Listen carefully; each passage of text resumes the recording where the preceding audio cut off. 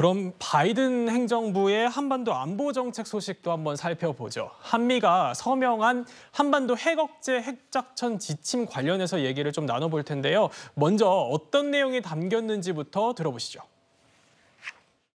미 측은 북핵 억제와 대응을 위해 필요한 미국 핵 자산의 전시와 평시를 막론하고 한반도 임무가 배정될 것임을 확약하였습니다. 미국 핵 자산의 북핵 억제와 북핵 대응을 위한 임무가 배정될 것이라고 문서로 명시한 것은 이번이 처음입니다. 그간 재래식 전력에 기반해온 한미 동맹이 명실상부한 핵 기반 동맹으로 확고하게 격상되었습니다.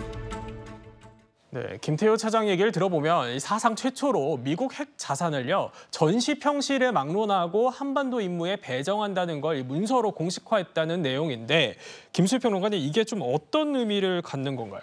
네, 뭐 많이 아시겠지만 이제 미국이 한국에 확장 억제를 제공을 하는 그런 관계인 것이죠. 그렇죠. 근데 뭐가 달라지냐면 지금까지는 미국에서 큰 틀에서 확장 억제를 약속을 하고 그다음에는 이제 미국이 결정을 해가지고 전개를 할 때 이제 그냥 한국에 통보를 해주는 이런 수준이었습니다. 근데 이제는 이제 전시뿐만 아니라 평시까지도 배치를 약속하면서 달라지는 게 어떤 것이냐면 어떻게 운용한다는 것 정도는 미리 설정이 돼 있는데 이걸 전개할 때 이제 굉장히 지속적으로 한국하고 협의를 하는 이런 체제로 바뀌는 것이거든요. 이것이 이제 핵을 갖고 있지 않은 나라로서는 상당히 좀 높은 수준의 핵에 관련된 어떤 서로 간의 협의다. 이렇게 볼 수가 있을 것 같고 이것은 이제 한국 내에서도 뭐 독자적인 핵무장이라든지 전술핵 재배치 이런 여론들이 상당히 올라왔었는데 미국 입장에서는 이제 거기까지는 안 된다라고 하는 것이죠. 다만 이제 미국 내부에서도 그런 거에 대해서 열려있는 여론이 좀 더 커지고 있고 그렇다면은 독자 핵무장 이런 건 안 되지만 그 외에 해줄 수 있는 것 중에서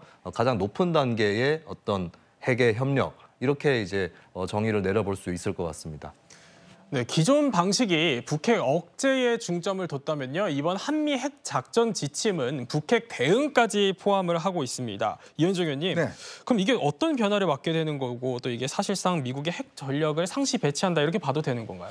자, 북한에 지금 우리가 북한에 대응하기 위한 이제 이 핵 전력이라고 이야기를 하면 예를 들어서 핵 잠수함이라든지 항모라든지 또 이제 핵무기를 탑재할 수 있는 이제 전폭기라든지 뭐 이런 것들이 있었습니다. 네. 근데 이거는 이제 북한의 어떤 도발이 강화된다든지 이럴 경우에 가끔씩 한 번씩 와서 어떤 이 위력을 행사하는 뭐 이런 형태로 진행이 됐지 않습니까?